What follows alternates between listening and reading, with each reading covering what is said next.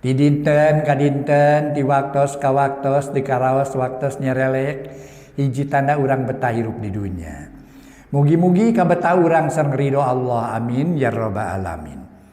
Para mitra sadaya carios nyambung nu judulna Gelebugna Angin Rawa Onom, karangan Aan Merdeka Permana dina bagian ke-55, urang teraskeun. Mugi-mugi dongeng-dongeng ti Mang Jaya official tiasa katampi kalayan kabingahan. Mang Jaya ngaturkeun nuhun para mitra sadaya, oge mitra sadaya mugi-mugi tiasa nampi ieu dongeng. Kitu di antawisna margi aya di YouTube nya para mitra salaya saluradana we nya kitu sakuliah dunya atuh. Margi Mang Jaya sok ningal para mitra komentar, di mana aya nu di Venezuela para mitra aya di Venezuela gitu. Aduh mangga wilujeng ka urang Sunda nuju bumen-bumen di ditu kade ulah lali kalembur matu banjarang parang pamidangannya kade para mitra ulah nepi ka hartos nama akun bae cenah aing mah teu balik deui ulah aya waktos-waktos mun aya waktos mah sareng aya waragan nu da tebinya waragan ragu abot para mitra aduh berat di ongkos Mang Jaya. Mangga Gelebugna Angin Rawa Onom karangan Aan Merdeka Permana dina bagian ke-55 bener bagian ke-55 urang teraskeun wilujeng ngadangukeun.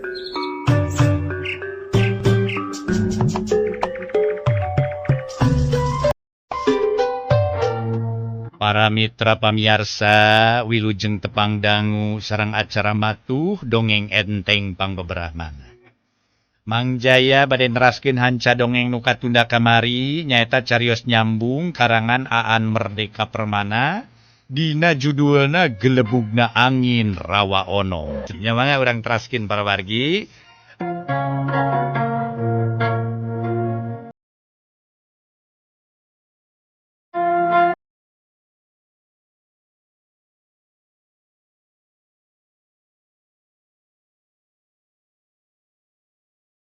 Para mitra pamiarsa mangga urang teraskeun deui para wargi sadaya carios nyambung nu judulna Gelebugna Angin Rawa Onom.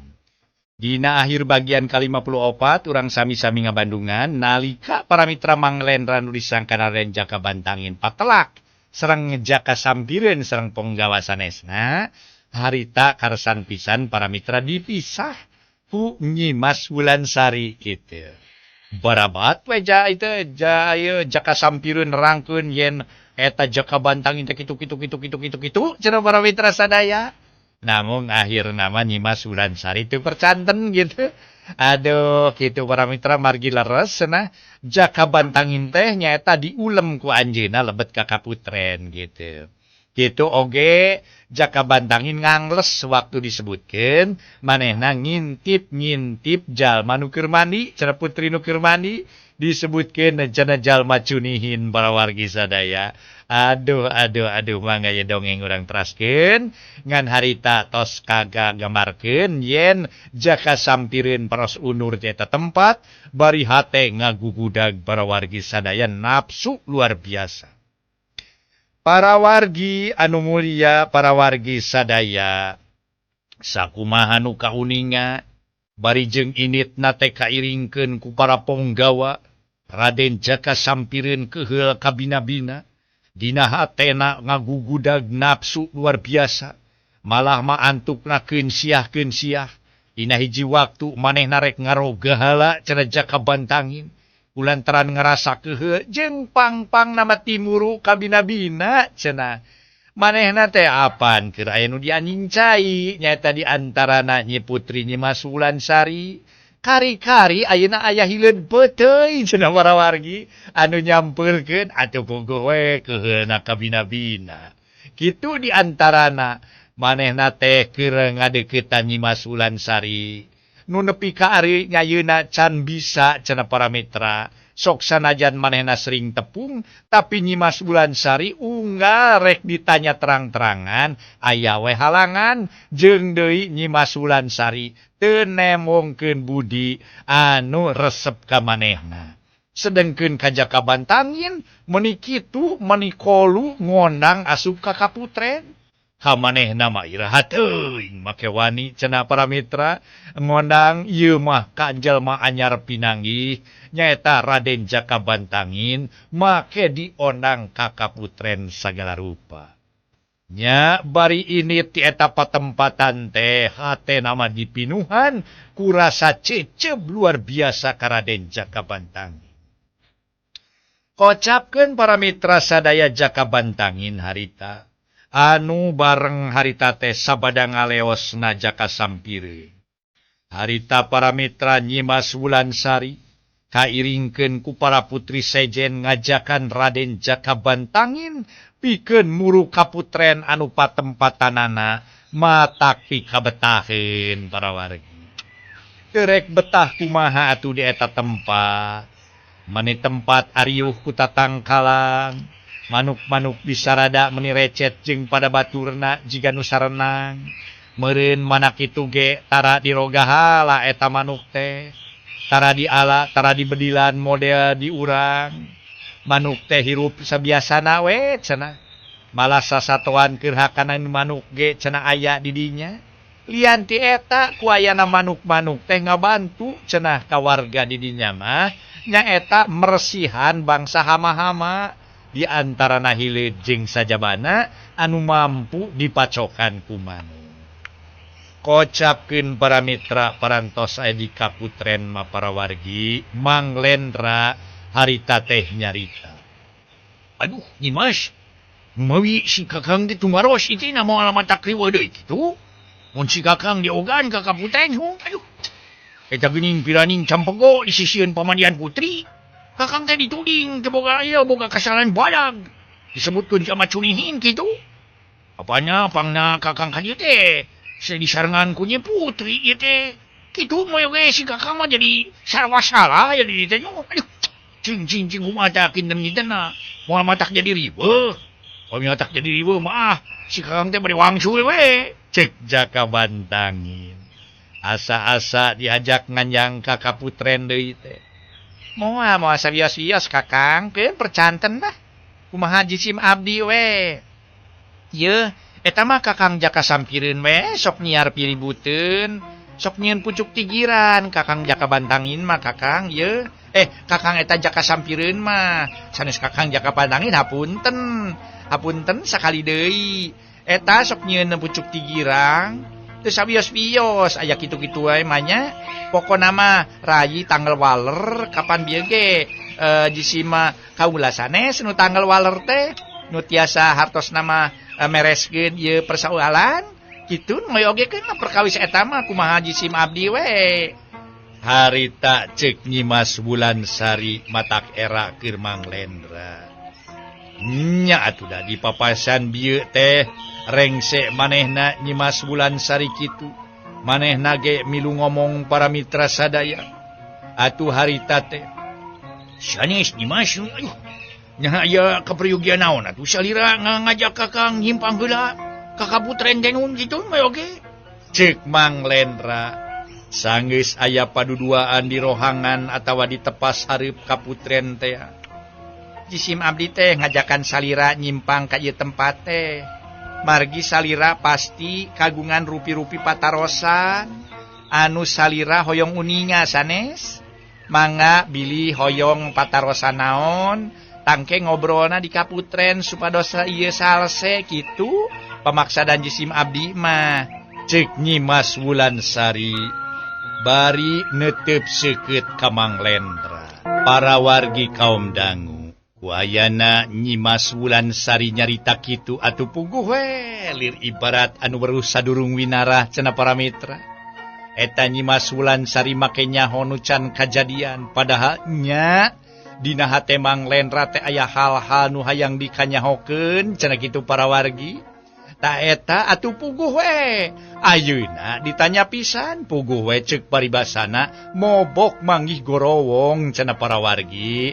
Atuh cenah para mitra nugar cadas manggih emas lain bobodoan. Pikeun Mang Lendra mah. Malah harita Mang Lendra nyarita. Aduh. Nya salira Nyimas. Siga nu parantos weruh sadurung widarah we. Muninga kana hate si Kakang kitu. Aduh ampun deing. Aduh nyaan. Aduh. Nyimas nih hebring lah. Cek Mang Lendra. Munguh ngarasa heran. Nu dipuji mah ukur imut leleb. Imut ngagelenyu anu ngandung cenah para mitra pangirut teh. Imut ngandung pangirut para mitra sadaya malah ngeletan sagala. Ngelet anu ngandung pamelet atuh puguh we para wargi sadaya. Luar biasa pikeun Mang Lendra cenah para mitra. Pelet, Aduh, insyaallah cenah para mitra ge kapayun aya carios namina pelet maronge gitu. Ya, dongeng pelet ya para mitra sakedik we ieu ngobrolnya. Kumargi imut ngandung pangirut cenah kelet ngandung pamelet. Tah pelet maronge ti Tatar Sumedang teh ya. Mudah-mudahan tiasa kasanggakeun para wargi. Harita para mitra sadaya atuh Mang Lendra nyarita deui. Aduh, yaktos pisan Nyimas. Pun kakang teh seueur pisan patarosan teh kitu moyoge. Seueur pisan patarosan teh. Upami ditelebugan mah boas sababaraha telebug patarosan si kakang teh.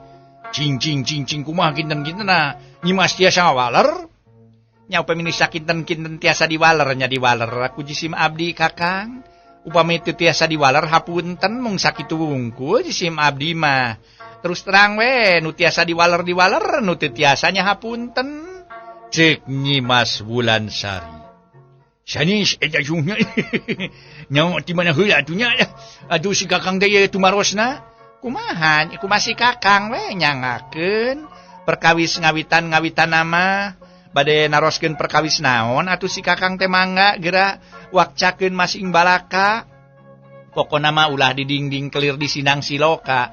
Blak-blakan we kakang, taroskeun ka jisim abdi naon-naon anu dikemu ku si kakang. Cek Nyimas Wulansari bari netepseukeun. Atuh barabat we Mang Lendra ngasongkeun sababaraha pertanyaan. Tapi nu ditanyakeun ukur anu aya patalina jeung ucapan-ucapan Kangjeng Prabu Selangkuni. Para mitra sadaya harita teh atuh cek Mang Lendra kieu. Umawi kieu teu Nyimas. Kangjeng Prabu teh kantos ngagero ka si kakang. Ari parantos jonghok make muji-muji ka si kakang teh. Wajah teh si kakang teh geus gede jasana ka karajaan Pulo Majeti cenah kitu pangbang nama. Padahal si kakang teh teu rumaos. Parantos naon teh ngadamel hiji jasa ka Pulo Majeti da teu karaos teu rumaos si sim kakang mah. Tos ngadamel jasa ka Pulo Majeti teh. Dah kumargi parantos ya hartos nama si kakang teh nya tos hartos nama nya kitu we lah. Saur Kangjeng Raja teh janten si kakang teh ngahaja hoyong diangkir kitu. Harita ge kungsi pajonghok sang si kakang. Nya nu antuk nama harita si kakang ditawisan. Ditawaran rupa-rupa kagenahan. Dimimiti pangkat dunya barana nepikeun ka wanita cenah kitu. Padahal cek pangrasa si kakang, da kakang mah sateu nyieun jasa naon-naon kitu pangbang nama. Da ieu anu janten emutan si kakang teh dipikir dibulak-balik dibeuweung diutahkeun asa teu karasa si kakang nyieun jasa. Tapi kari-kari ayeuna Kangjeng Prabu Selangkuni nyebatkeun yang si kakang teh gede jasana pikeun Pulo Majeti teh. Na jasa naon atuh si kakang teh kitu? Sareng deui kumaha kinten-kintenna nah eta teh sumuhun hartos nama cariosan Kangjeng Prabu teh anu bade maparin ka si kakang rupi-rupi. Di antawisna teh nyaeta tadi disebatkeun cenah aya tahta atuh cenah dunya barana sareng wanita. Kumaha ieu maksudna teh kitu pangbang nama? Cek Mang Lendra sahinasna. Lain dijieun-jieun da puguh nya manehna teu boga rasa teu ngarasa boga jasa naon-naon. Para wargi anu mulia, sabada ngadangu panjang lebar cariosana Raden Jakabantangin anu saleres nama eta teh Mang Lendra ralajeng Nyimas Wulansari anjeunna Cumario. Puguh eta pisan kakang, eta pisan anu janten bahan teh, eta pisan anu mana abdi muji kasih kakang teh. Yan salira kakang teh tara ngugung-ngugung jasa eta kacida pisan saena nyaan terus terang muji jisim abdi maka salira kakang teh cek Nyimas Wulansari. Aduh sanes ari ieu pupusi kakang teh acan teu kartos eta pang-pangna mah Nyimas teu acan ngawal repatarosan si kakang. Ta ieu naon sadesna jasa si kakang teh atuh?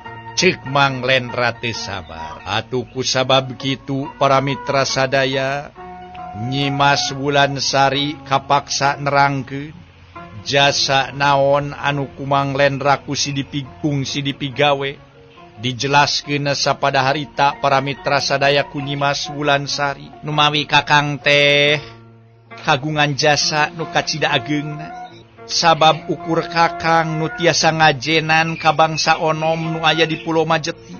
Apan kakang harita kungsi patelak sareng urang galuh ceuk kakang urang galuh ulah nyaatkeun ranca sabab dina makieuhkeun alam teh kudu boga rasa keadilan. Ulah ku sakadar hayang ningkatkeun kasejahteraan urang galuh nepi ka barijeng ngakaya kahirupan bangsa onom. Memang leres upami saranca disaatkeun urang galuh sararenang namung bangsa onom hirupna baris katalangsara. Kakang geus bumela jeung geus hiludeung teuneng ngangkat harkat darajat bangsa onom.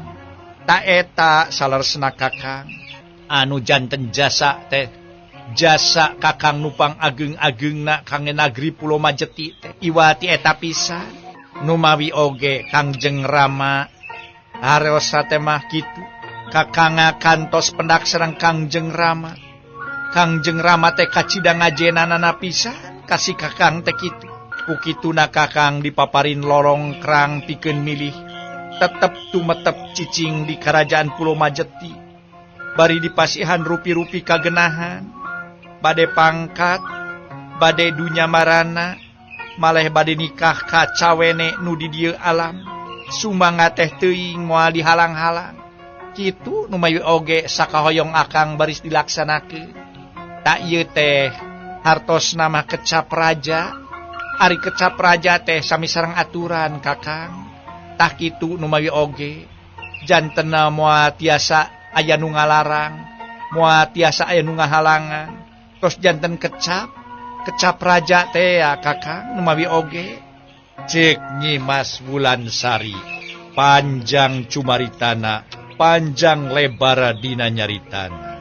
Atuh para wargi sadaya barang ngabandungan pangajen bangsa onom kadirina nu ngalantarankeun hate Mang Lendra jadi marojengja manehna ngarasa sabil antara nuturkeun kahayangna atuh cenah-cenah para mitra sadaya nuturkeun kahayangna reujeng kaayaan anu nemrak dina mangsa harita ngarasa sabil dina hatena perang dina hatena para mitra sadaya. Aya 2 aya 3 hal-hal anu ngalantarankeun dirina marojengja teh. Kahijina cenah para mitra manehna mah bangsa manusia, manehna lain bangsa onom, manehna mah bangsa manusia anu kahirupanana kudu jeung manusia deui.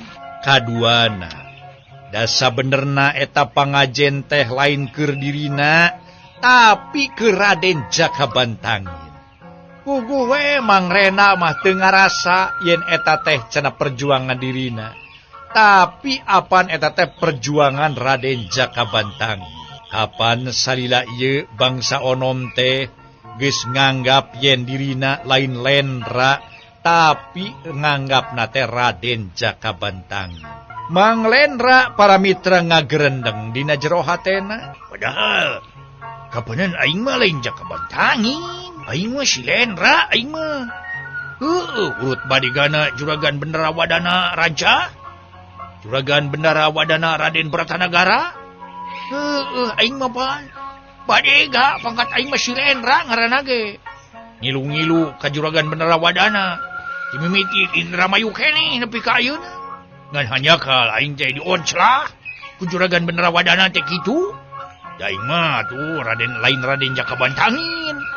Tapi nah, atuh urang onom ye. Urang negeri Pulau Majeti nganggap aing teh Raden Jakabantangin. Heran aing mah nya.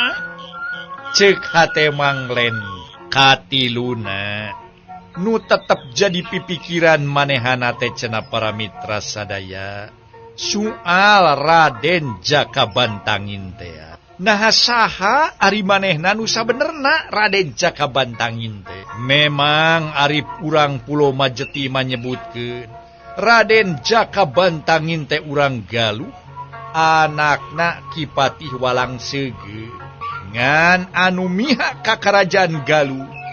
Ari Jakabantangin cenah malah jiga nu mihak ka ditu ka dieu.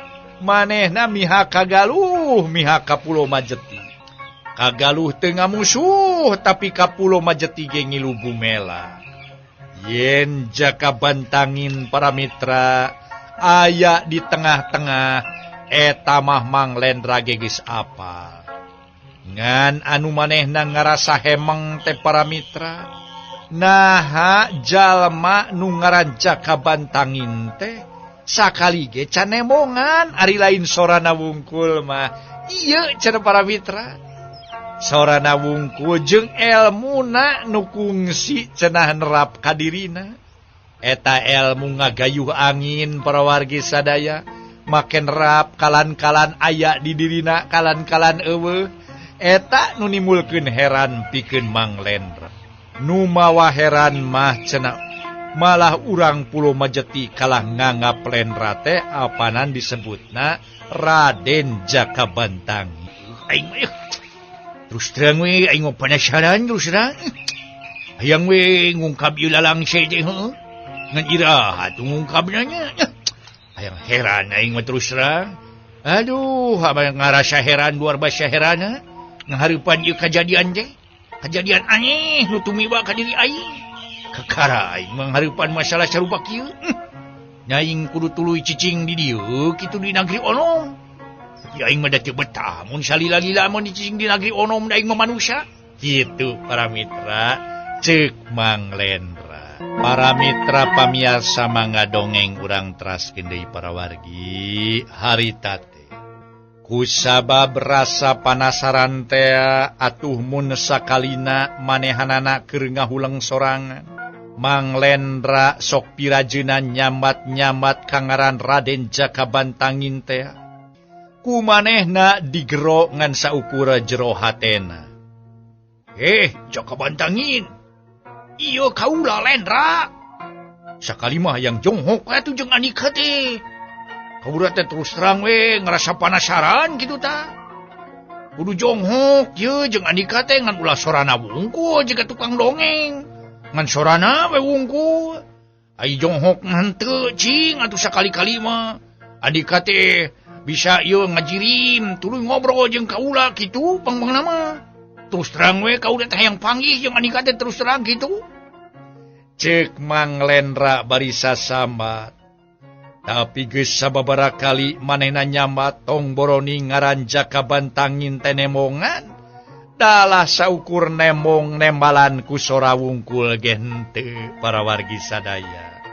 Atuh ku kituna Manglendra beuki tambah panasaran bae. Aduh. Heueuh aing nya. Nya kumaha atuh aing teh nya? Aing teh nah telepek wae kitu ngeunaan ka ngaran Jakabantangin teh. Dapiraku nanyakeun ka Nyi Mas Wulansari mah. Nu puguh-puguh nganggap aing pun Jakabantangin teh. Hihi, ampun deui. Heueuh, lamun ceuk aing nanyakeun ka Nyi Mas Wulansari, saha ari Jakabantangin meureun manehna seuri nyeleukeut teu. Apan aing disebutna Jakabantangin. Raraneh teh puguh ge nya. Heran aing mah heran ye. Nyan terus terang we ngrasa heran aing mah. Ceuk pikir Manglendra para mitra sadaya. Memang para wargi anu mulia eta teh nimbulkeun kebek kaheran pikeun Manglendra. Ngan ari sawatara waktu ti harita Kalendra aya masalah anyar. Sabenerna mah ieu teh buntut tina patelakna jeung jaka sampireun teh. Manglendra hiji waktu digero ku Patih Wirabangsa. Nya para mitra sadaya atuh teu ngendak sawatara lila kulantaran dianggap na Manglendra geus jadi tamu nagara. Malah mah jadi tamu kerajaan cenah para mitra. di memenan atuh di hade-hade, malah mah para mitra disenang-senang, di enak-enak, jadi menak di negeri Pulau Majeti. Manehna teh para mitra sadaya, atuh memang sagala disadiakeun, sagala diayakeun. Mang Lendra kacida dipupujuhkeunana, ngan waktu harita Mang Lendra nepungan kipatih para wargi sadaya langsung Mang Lendra langsung mangada. Barang geus adu hareupan langsung Mang Lendra tumanya. Nah leres, salira miwarang jisim kaula mengadep ka dieu. Kipatih, ceuk Mang Lendra sanggeus adu hareupan. Estuning satata naker ayeuna mah para mitra antara Mang Lendra jeung Kipatih Wirabangsa teh. Bener pisan. Bener pisan dulu cakap bantangi. Andika ku kaula dititah mengadep ka dieu. Kitu pang-pang nama. Terus terang Andika ngangkir kaula ngangkir Andika.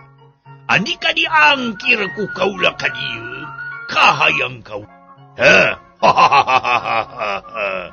Nah, Andika ngarasa Herman. Herman. Ngarasa heran. Heran, Sun. Naminage diangkir mah, sayana, Sun. Yasin padaya periksa naon atu. Pangna, Sun, jisimpayo. Kaulah diangkir ku Kipatih tenu. Mangha atu geura carioskeun.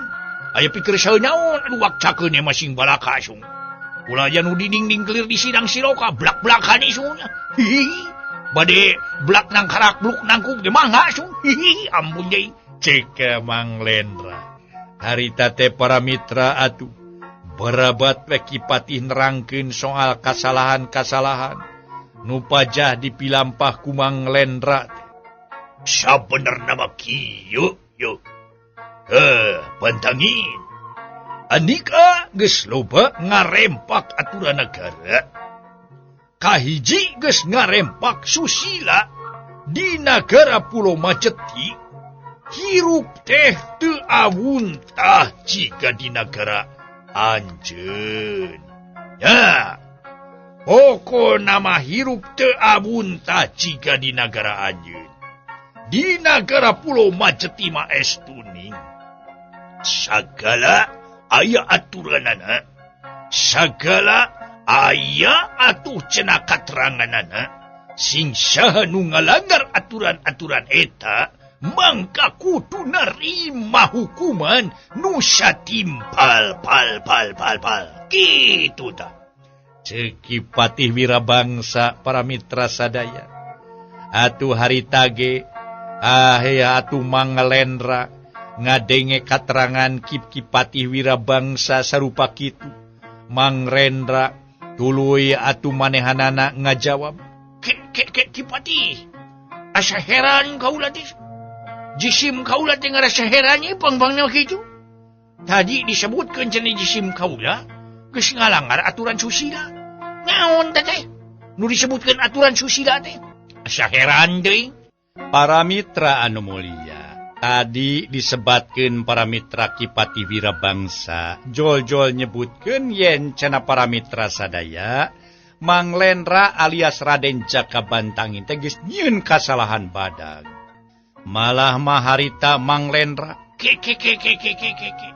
asa araraneh teh. Hitong aneh-aneh yo, Ki Bantangin.